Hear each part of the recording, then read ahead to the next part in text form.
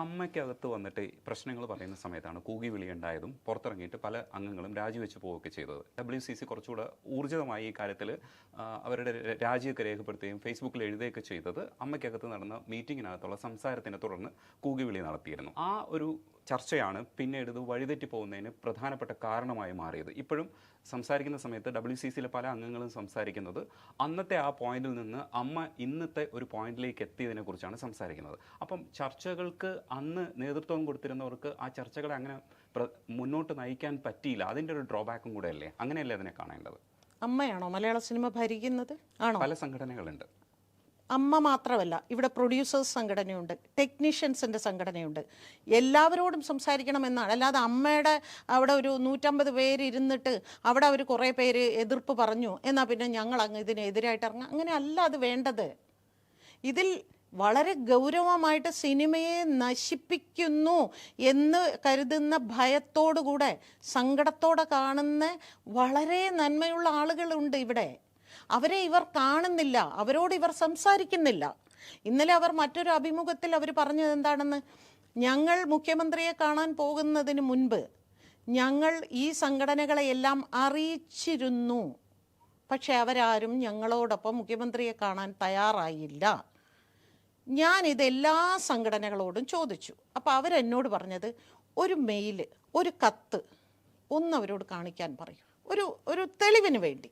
അവരങ്ങനെ ഞങ്ങളെ ക്ഷണിച്ചിട്ടുണ്ടെങ്കിൽ ഔദ്യോഗികമായി വേണമല്ലോ ക്ഷണിക്കാൻ, അല്ലാതെ വെറുതെ നമ്മൾ ഫോണിൽ കൂടെ ക്ഷണിച്ചിട്ട് കാര്യമില്ലല്ലോ. ഔദ്യോഗികമായി ഈ പറയുന്ന സംഘടനകൾക്ക് അവർ ഒരു കത്തയച്ചോ, ഞങ്ങളിങ്ങനെ ഒരു കൂട്ടായ ഒരു തീരുമാനമെടുക്കുന്നു, ഇവിടെ ഒരു സ്ത്രീ സംഘടന. ഞാൻ പറഞ്ഞാൽ നിങ്ങൾ ആരും വിശ്വസിക്കാൻ പോകുന്നില്ല. പക്ഷേ എന്നെ വിശ്വസിപ്പിക്കാൻ മാത്രമേ എനിക്ക് പറ്റൂ. സത്യസന്ധമായിട്ട് ഞാൻ പറയുകയാണ്, ഞാൻ ആ സംഘടനയുടെ ഭാഗവുമല്ല. എന്നെ അവർ ഉൾപ്പെടുത്തിയിട്ടും ഇതൊക്കെ ശരിയാണ്. പക്ഷേ ഞാൻ അഭിപ്രായം പറയുമ്പോൾ ഞാൻ അതിലില്ലാത്തത് കൊണ്ട് എനിക്ക് ആ സംഘടനയോട് ശത്രുതയാണെന്ന് കരുതും. പക്ഷേ അല്ല. കാരണം ഞാൻ ഏകദേശം സിനിമയിൽ നിന്ന് റിട്ടയർമെൻറ്റ് കാലഘട്ടത്തിലാണ് അങ്ങനെ ഒരു ഗ്രൂപ്പ് കൂട്ടായ്മ ഇവിടെ ഉണ്ടാവുന്നത്. ആ കൂട്ടായ്മ വന്നപ്പോൾ ഏറ്റവും സന്തോഷിച്ച ഒരു വ്യക്തിയാണ് ഞാൻ. കാരണം സ്ത്രീകൾക്ക് പോയി സംസാരിക്കാൻ ഒരു ഇടം ഉണ്ടാവുന്നുണ്ടല്ലോ. പക്ഷേ ആ ഒരു ആവേശം, ആ ഫേസ്ബുക്കിൽ എഴുതുന്ന ഒരു ആവേശം പ്രവൃത്തിയിൽ അവർ കാണിക്കുന്നില്ല എന്ന സങ്കടം മാത്രമേ എനിക്ക് അന്നുമുള്ളൂ, ഇന്നുമുള്ളൂ. നിങ്ങളാരും ചിന്തിക്കുന്ന മാതിരി ഞാൻ ഫെഫ്കയുടെ ഒരു ഭാരവാഹിയല്ല. ഞാൻ വെറും ഒരു കമ്മിറ്റി മെമ്പറാണ്. അതിൻ്റെ യാതൊരു ഭാരവാഹിത്വവും എനിക്കില്ല. പക്ഷേ ഇപ്പോൾ അമ്മയിൽ മെമ്പറും അല്ല. ഇപ്പോൾ വന്നിരിക്കുന്നത് ഫെഫ്കയ്ക്ക് വേണ്ടിയിട്ട് സംസാരിക്കുന്ന ഒരാളായിട്ടോ ഇല്ലെങ്കിൽ ഇതിനെ പ്രതിരോധിക്കുന്ന ഒരാളായിട്ടാണ് ഭാഗ്യലക്ഷ്മിയെ മനസ്സിലാക്കുന്നത്. അങ്ങനെയല്ല മനസ്സിലാക്കേണ്ടത്. പക്ഷേ എനിക്ക് തോന്നുന്നു ഇത് പറ്റിയത് ഒരു സംഘടിത രൂപത്തിൽ ഒരു സംഘടനയായിട്ട് പരുവപ്പെട്ടു വരണം WCC എന്ന് കരുതിയിരുന്നു ഭാഗ്യലക്ഷ്മി. പക്ഷെ അതൊരു കളക്റ്റീവ് എന്നുള്ള രീതിയിൽ അങ്ങനെയായിരിക്കും പറയുന്നത്. ശരി, ഒരു കളക്റ്റീവ് എന്നുള്ള രീതിയിലാണ് അത് വന്നത്. പക്ഷെ അത് സെലക്റ്റീവ് എന്നാണ് അത് ആക്ഷേപിക്കുന്നത്. പക്ഷെ അങ്ങനെ കളക്റ്റീവ്സിലും ചില കാര്യങ്ങൾ ചെയ്യാൻ കഴിഞ്ഞു എന്ന് ഇപ്പൊ തെളിഞ്ഞില്ല. ഇതൊരു എന്താണ് ചെയ്തത്? ഹേമ കമ്മിറ്റി റിപ്പോർട്ട് പുറത്തു വരുമ്പോൾ ഇതൊരു അവരുടെ ഉള്ളിൽ തന്നെ അവർ തന്നെ പലരും അതിനെ എതിർപ്പ് പറയുന്നത് എന്തുകൊണ്ടാണ്? നിങ്ങൾ നോക്കൂ, അതിന്റെ ഉള്ളിലുള്ളവർ തന്നെ ഈ റിപ്പോർട്ട് പുറത്തു വരരുതെന്ന് പറയുന്നു. ഇവരുടെ ഇതിൽ റിപ്പോർട്ടിലുള്ളവ ആരുടെയും പേര് പറയും, അവർക്കെതിരെ നിയമ നടപടി വേണ്ട എന്ന് പറയുന്നു. ഓപ്പണായിട്ട് രേവതി പറഞ്ഞു, രഞ്ജിനി പറയുന്നു റിപ്പോർട്ട് പുറത്ത് വിടരുതെന്ന്. രേവതി പറയുന്നു നിയമ നടപടിയുടെ ആവശ്യമില്ല, ഇനി അങ്ങോട്ടുള്ള കാര്യങ്ങൾ നോക്കിയാൽ മതി. ഇത് അവരുടെ ഉള്ളിൽ തന്നെ ഒരു ക്ലാരിറ്റി ഇല്ലാതെ അവരിൽ തന്നെ എത്ര പേര് ഇറങ്ങിപ്പോയി. എന്റെ ചോദ്യങ്ങൾ ഇതൊക്കെ തന്നെ. അപ്പൊ എന്തുകൊണ്ടാണ് അവർ ഉദ്ദേശിക്കുന്ന ഫോക്കസ് പോയിന്റ് എന്ന് പറയുന്നത് ഇതിന്റെ മെറിറ്റിലേക്ക് പറയുന്ന ആരാണ് ഈ അവര്? എത്ര പേര്? ഇപ്പൊ പാർവതി ഇതിനകത്ത് അഭിപ്രായം പറയുന്ന സമയത്ത് പാർവതി പറഞ്ഞതെന്ന് വെച്ചാൽ, നിങ്ങൾ ആൾക്കാരുടെ മുഖങ്ങൾ തേടി പോണ്ട, നിങ്ങൾ ഈ വിഷയത്തിലേക്ക് വരൂ, വിഷയത്തിന്റെ മെറിറ്റിലേക്ക് വരൂ, നമുക്ക് അടുത്ത സ്റ്റെപ്പ്. ഏത് വിഷയത്തിന്റെ? അതായത് അഡ്രസ് ചെയ്യേണ്ട വിഷയങ്ങളുണ്ട്, ഒരുപാടുണ്ട്. സെക്ഷൽ അബ്യൂസ് മാത്രമല്ല, അടിസ്ഥാന സൗകര്യങ്ങളുടെ പ്രശ്നങ്ങളുണ്ട്. അതൊന്നും പക്ഷേ ഹേമ കമ്മിറ്റിയിൽ അവർ ഒരു മെമ്പറിൻ്റെ അടുത്ത് ചോദിച്ചിട്ടില്ല, ഒരു സ്ത്രീയോടും അവർ ചോദിച്ചിട്ടില്ല. ഞാൻ അവിടെ പോയിരുന്ന വ്യക്തി എന്നുള്ള നിലയ്ക്ക് ഞാൻ പറയുകയാണ്, ഇന്ന് ഞങ്ങളുടെ മീറ്റിംഗ് നടന്ന 31-ാം തീയതി നടന്ന മീറ്റിങ്ങിൽ 92 സ്ത്രീകൾ പങ്കെടുത്തു. അതിൽ ഞാൻ പറഞ്ഞു, കൈ പൊക്കി എല്ലാവരും പറയണം ആരൊക്കെ ഹേമ കമ്മിറ്റി മുമ്പാകെ പോയി. 4 പേര് പോയി. ഞാൻ 18 പേരുടെ പേര് കൊടുത്തു. അതിൽ ആ 18 പേരിൽ നിന്ന് 2 പേരെ വിളിച്ചു എന്ന് ഞാൻ ഇന്നലെ മെനയാന്നാണ് ഞാൻ അറിയുന്നത്. അവിടെ നിന്ന് 3 പേര്, ഞാൻ ഉൾപ്പെടെ 4. പക്ഷെ 62 സ്ത്രീകൾ അവിടെ പോയിട്ടുണ്ട്. അതിൽ ഓക്കെ WCCയിലുള്ള ഒരു 30 പേരെന്ന് വെച്ചോളൂ, അവർ നിർദ്ദേശിച്ച ഒരു 30 പേരെന്ന് വെച്ചോളൂ. പിന്നെ ആരെയൊക്കെയോ ഹെയർ ഡ്രസ്സേഴ്സ് അവരവരെയൊക്കെ വിളിച്ചിട്ടുണ്ട് എന്ന് പറയുന്നു. ഇവരോട് ഞാൻ എല്ലാവരോടും ചോദിച്ചതാണ്, നിങ്ങളോട് എന്താണ് ചോദിച്ചത്? ലൈംഗിക ചൂഷണമുണ്ടോ? ലൈംഗിക ചൂഷണം മാത്രമല്ല നമുക്ക് സിനിമയ്ക്കുള്ളിൽ വേണ്ട കാര്യങ്ങൾ. ഈ പറഞ്ഞ് ഇപ്പോൾ രജനീഷ് പറഞ്ഞ് പാർവതി തിരുവോത്ത് പറയുന്ന മാതിരി അടിസ്ഥാന സൗകര്യങ്ങൾ മുതൽ സുരക്ഷിതത്വം വരെ നമുക്കവിടെ ആവശ്യമുണ്ട്. പക്ഷേ ഹേമ കമ്മിറ്റിയുടെ റിപ്പോർട്ടിൽ അവരതൊന്നും ആരോടും ചോദിച്ചില്ല. ചെന്നിരിക്കുന്നവരോടെല്ലാം ആദ്യം ചോദിക്കുന്ന മെമ്പേഴ്സിനോട് നമ്മളിപ്പോൾ കളക്ട് ചെയ്തത് ഫെഫ്ക മെമ്പേഴ്സിന്റെ വിവരങ്ങളല്ലേ? അല്ല എല്ലാവരോടും ഇത് തന്നെയാണ്. ഞാൻ നിർമ്മാതാക്കൾ അവിടെ ചെന്നപ്പോൾ അവരോടും ചോദിച്ചു. അപ്പോൾ അവരോടും ചോദിക്കുന്ന ഇതാണ്. മോഹൻലാൽ പറഞ്ഞല്ലോ ഓപ്പണായിട്ട്, മോഹൻലാൽ സ്റ്റേജിൽ മോഹൻലാലിനോട് ഇത് തന്നെയാണ് ചോദിച്ചത്, വേറെ ഒന്നും ചോദിച്ചില്ല. നിങ്ങൾ എന്തൊക്കെ സൗകര്യങ്ങളാണ് ഒരു സംഘടനയുടെ ഭാഗത്ത് നിന്ന് അവർക്ക് കൊടുക്കുന്നത്? എന്താണ് അവർ സ്ത്രീകളുടെ ആവശ്യമെന്ന് നിങ്ങൾ ഇതൊന്നും അവർ ചോദിക്കുന്നില്ല. അപ്പോൾ ചെയ്യേണ്ട കാര്യങ്ങൾ ഈ പറഞ്ഞ മാതിരി ഇതൊരു എന്നെ സംബന്ധിച്ച് ഇന്ത്യയിൽ ഇത്രയും ധൈര്യം കാണിച്ച ഒരു സർക്കാരില്ല. കാരണം ഇത്രയും വലിയൊരു മേഖലയ്ക്കകത്ത് ഇതെല്ലാം ഉണ്ട് എന്നുള്ളത് എല്ലാവർക്കും അറിയാം. ഇങ്ങനെ ഒരു കമ്മിറ്റി ഉണ്ടാക്കി. ഈ കമ്മിറ്റി ഇതുപോലൊരു കമ്മിറ്റിയോ ഇതുപോലൊരു റിപ്പോർട്ടോ, അല്ലെങ്കിൽ റിപ്പോർട്ടെന്നല്ല ഇതുപോലൊരു റിയാക്ഷനോ, റിപ്പോർട്ട് കംപ്ലീറ്റ് അല്ല എന്ന് ഞാനിപ്പോഴും അതിൽ ഉറച്ചു വിശ്വസിക്കുന്നു.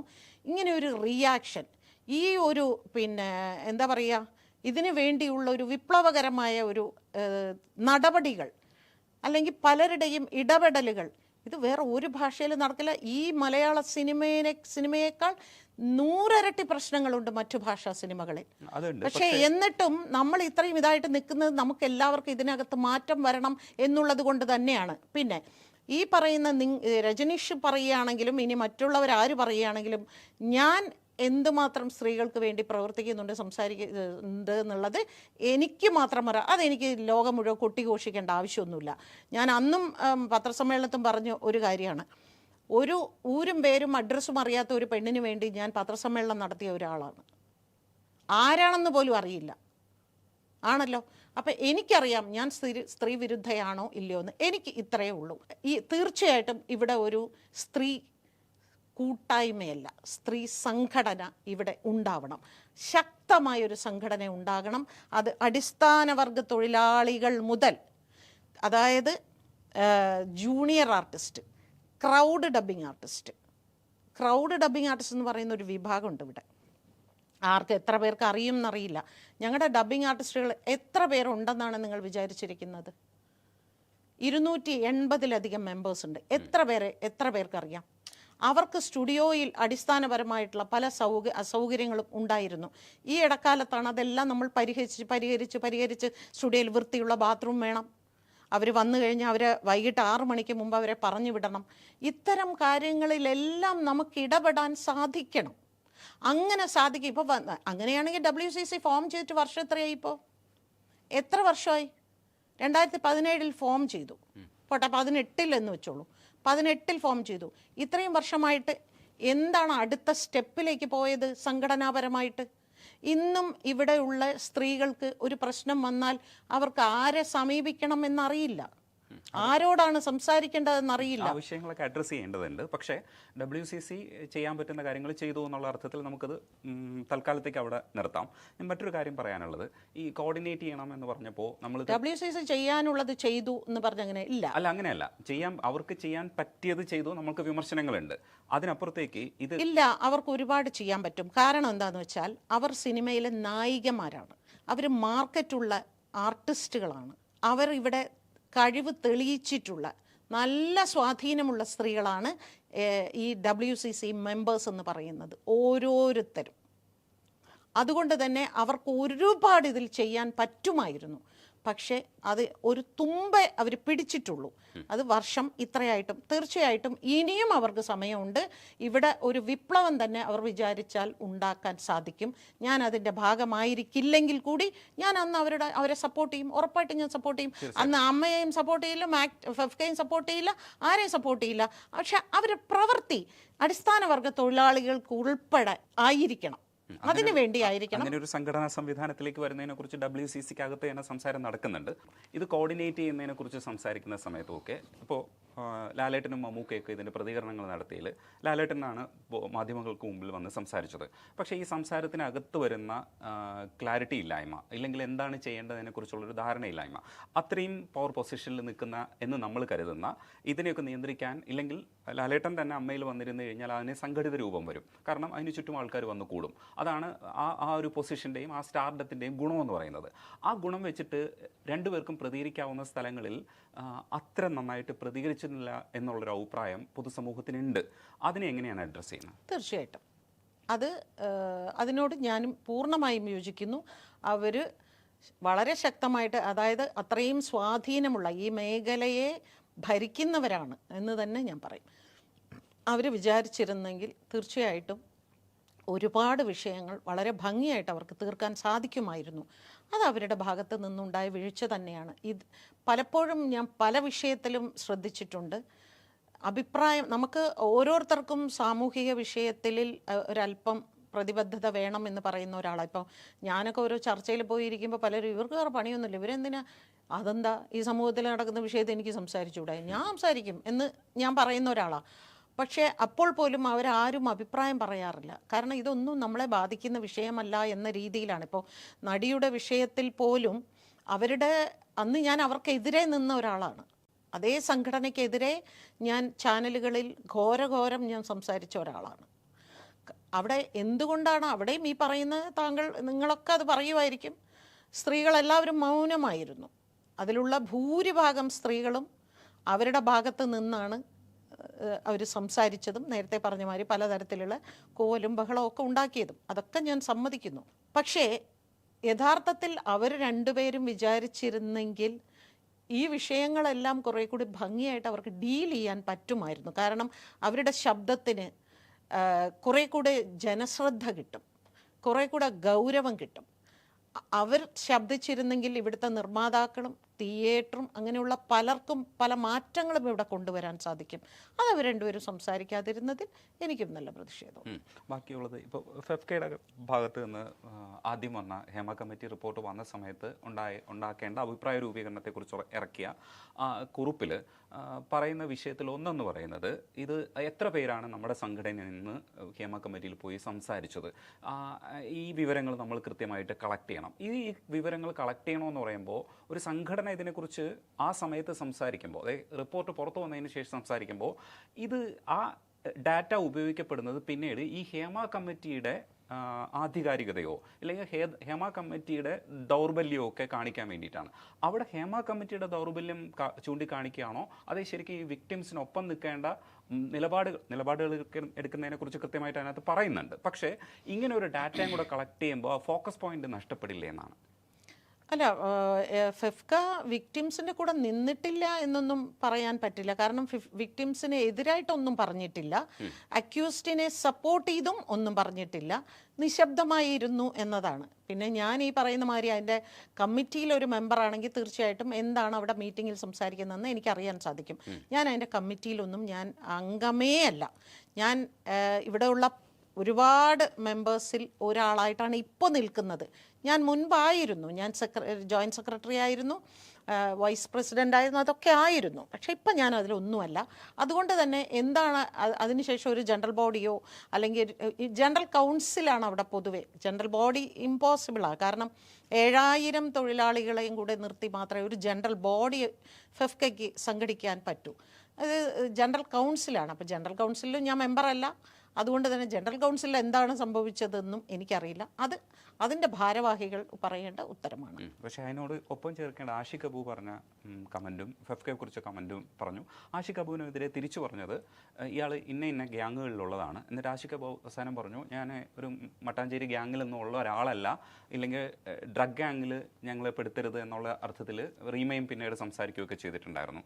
ഈ വിഷയത്തിൽ ഡ്രഗ് മാഫിയയെക്കുറിച്ചോ ഇല്ലെങ്കിൽ ഡ്രഗിൻ്റെ ഒരു സ്വാധീനത്തെക്കുറിച്ചോ മലയാള സിനിമയെക്കുറിച്ച് കുറച്ച് കാലമായിട്ട് സംസാരിക്കുന്നുണ്ട്.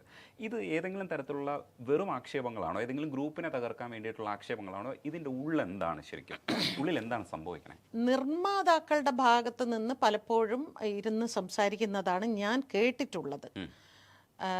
ഭയങ്കരമായിട്ട് ഡ്രഗ്സ് ഇതിനുള്ളിൽ കിടന്ന് കളിക്കുന്നുണ്ട് എന്നുള്ളത് നിർമ്മാതാക്കൾ പൊതുവേ ഒരു പരാതിയായി പറഞ്ഞ് കേട്ടിട്ടുണ്ട്. പക്ഷേ എന്നിട്ടും അതിന് എതിരെ രംഗത്തിറങ്ങാത്തത് അവർക്ക് അവരുടെ സിനിമകൾ വിൽക്കണം, സിനിമ നടക്കണം എന്നുള്ളത് കൊണ്ടാണ്.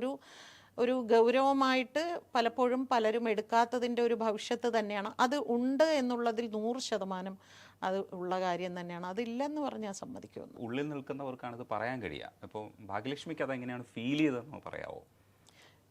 നിർമ്മാതാക്കൾ അനുഭവിച്ച ബുദ്ധിമുട്ടുകളാണ് അവർ പറയുന്നത്. ഇപ്പോൾ ആർട്ടിസ്റ്റുകൾ, ചില ആർട്ടിസ്റ്റുകൾ, എല്ലാവരെയുമല്ല, ചില വിരലിലെണ്ണാവുന്ന ചില ആർട്ടിസ്റ്റുകൾ, അവർ ഈ പറയുന്ന അവരുടെ കാരവാനകത്ത് ചെല്ലുമ്പോൾ നമ്മൾ ആകാശത്ത് മേഘക്കൂട്ടങ്ങളുടെ ഇടയിൽ പോയി ചെന്ന് വീണ പോലെ തോന്നാറുണ്ട്. അവരുടെ മുറികളിൽ ഇങ്ങനെയൊക്കെ പലതും ആളുകൾ പറഞ്ഞ് ഞാൻ കേട്ടിട്ടുണ്ട്. എനിക്ക് ഷൂട്ടിംഗ് ലൊക്കേഷനിൽ പോകേണ്ട ഒരു ആവശ്യമില്ലാത്തത് കൊണ്ട് ഞാനിത് കണ്ടിട്ടില്ല. പക്ഷേ ഇങ്ങനെ സാധാരണ നിർമ്മാതാക്കൾ, അതായത് വലിയ ഈ പറയുന്ന നിങ്ങളൊക്കെ പറയുന്ന പ്രമുഖർ, അങ്ങനത്തെ ആൾക്കാരല്ല, സാധാരണ ചില സിനിമകൾ ഇങ്ങനെ വർഷങ്ങളോളം നീണ്ടു പോകുന്നുണ്ട് പലരുടെയും. അപ്പോൾ അവർ പറയുന്നത് ഞാൻ കേട്ടിട്ടുണ്ട്. അത്രേ എനിക്കറിയാവുള്ളൂ. ഇപ്പോൾ രാധിക മാം പറഞ്ഞ വെളിപ്പെടുത്തലിനെ എതിർത്ത് സംസാരിച്ചിരുന്നു. അവർ ആ സമയത്ത് പ്രതികരിക്കേണ്ടതിന് പകരം ഇപ്പോൾ പറയുന്നതിൽ കാര്യമില്ല, ഇത്രയും പവർഫുള്ളായിട്ടുള്ള ഒരു ആൾ അങ്ങനെയാണോ പ്രതികരിക്കേണ്ടതെന്ന് ചോദിക്കുന്നുണ്ട്. ഈ പ്രതികരണത്തിന് ഓരോരോ സ്വഭാവങ്ങൾ ഇപ്പം വരുന്ന വെളിപ്പെടുത്തലുകളിൽ പലതും മെരിറ്റ് നഷ്ടപ്പെടുത്തുന്ന വെളിപ്പെടുത്തൽ പോലും പുറത്തു വരുന്നുണ്ട്. ഇതെല്ലാം കൂടെ ചേർന്നുണ്ടാക്കുന്ന ഈ ഒരു ഡാമേജ് ഉണ്ട്. ഈ ഡാമേജ് എങ്ങനെ ശരിക്കും ഫോക്കസ് ചെയ്യുമെന്നാണ് വിശ്വസിക്കുന്നത്? ഈ ഡാമേജ് ഏറ്റവും അധികം ബാധിക്കുന്നത് സ്ത്രീകളെ തന്നെയാണ്. ഇത് വേറെ ആരെയും ഒന്നും ബാധിക്കുന്നില്ല. ഇവിടെ ഈ ഹേമ കമ്മിറ്റി റിപ്പോർട്ട് പുറത്ത് വന്നതോടുകൂടി ഏറ്റവും അധികം ഡാമേജ് സംഭവിച്ചിരിക്കുന്നത് ഈ മേഖലയിൽ പ്രവർത്തിക്കുന്ന സ്ത്രീകൾക്കാണ്. അതിൻ്റെ ഒരു ചെറിയൊരു പ്രതിവിധിക്ക് വേണ്ടിയാണ് ഞാൻ ആ സ്ത്രീകളുടെ കൂടെ പത്രസമ്മേളനത്തിൽ വന്നിരുന്നത്. അവരുടെ ഇടയിൽ ചില കുട്ടികൾ, ഞാൻ ആത്മഹത്യ ചെയ്താൽ എന്ത് ചെയ്യും മാഡം, എനിക്ക് എൻ്റെ നാട്ടിലുള്ളവർ ചോദിക്കുന്നു, നീ ഇങ്ങനെയാണോ എന്ന്.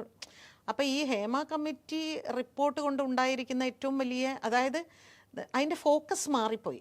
എന്തിനാണ് ഹേമ കമ്മിറ്റി ഇവിടെ ഉണ്ടാക്കിയത്, എന്താണോ നമ്മൾ ചർച്ച ചെയ്യേണ്ടത്, അത് വിട്ടിട്ട് ഈ ഒരു വിഷയത്തെക്കുറിച്ച് മാത്രം സംസാരിച്ച് സിനിമാ മേഖലയെ മുഴുവനും അടച്ച് ആക്ഷേപിച്ചു കൊണ്ടിരിക്കുമ്പോൾ, ഇപ്പം രാധിക എന്ന് പറയുന്ന ഒരു വ്യക്തി എന്നൊക്കെ പറയണേ, ഇപ്പം നേരത്തെ നിങ്ങൾ പറഞ്ഞു ഇതിൻ്റെ ട്രോമ വളരെ വലുതാണ്, അവർക്ക് അങ്ങനെ പറ്റില്ല, പറയാൻ പറ്റുന്നൊക്കെ, അതൊക്കെ വേണമെങ്കിൽ ഒരു പരിധി വരെ ഞാൻ സമ്മതിച്ചു തരാം. പക്ഷേ രാധികയെ പോലെ ഒരാൾ, അവരൊന്നും അങ്ങനെ ഒരിക്കലും സംസാരിക്കരുത്. കാരണം അവർ എല്ലാ രീതിയിലും സ്വാധീനമുള്ളൊരു വ്യക്തിയാണ്.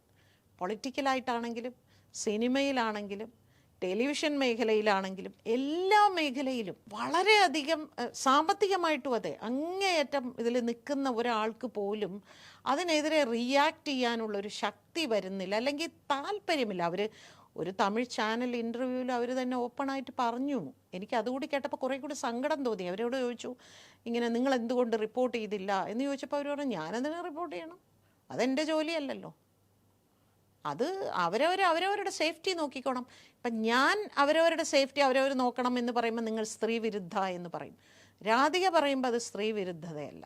ഷൈൻ ടോം ചാക്കോ ഓരോ ചാനലിൽ ഇരുന്നിട്ട് എന്തൊക്കെ സ്ത്രീ വിരുദ്ധമാണ് അതൊക്കെ ആഘോഷിക്കുന്നു, അതൊക്കെ ആളുകൾ എടുത്ത് ആസ്വദിച്ച് ചിരിക്കുന്നു. അതിന് താഴെ വളരെ പോസിറ്റീവായിട്ടുള്ള കമൻറ്റുകൾ വരുന്നു. അലൻസിയർ എന്തെല്ലാം പറയുന്നു, അതിന് എല്ലാവരും നിശബ്ദത പാലിച്ചു, ഇൻക്ലൂഡിങ് WCC ഉൾപ്പെടെ എല്ലാവരും നിശബ്ദരായിരുന്നു. അന്നും ചാനലിൽ വന്നിരുന്ന് ഘോരഘോരം സംസാരിച്ചത് ഞാനായിരുന്നു.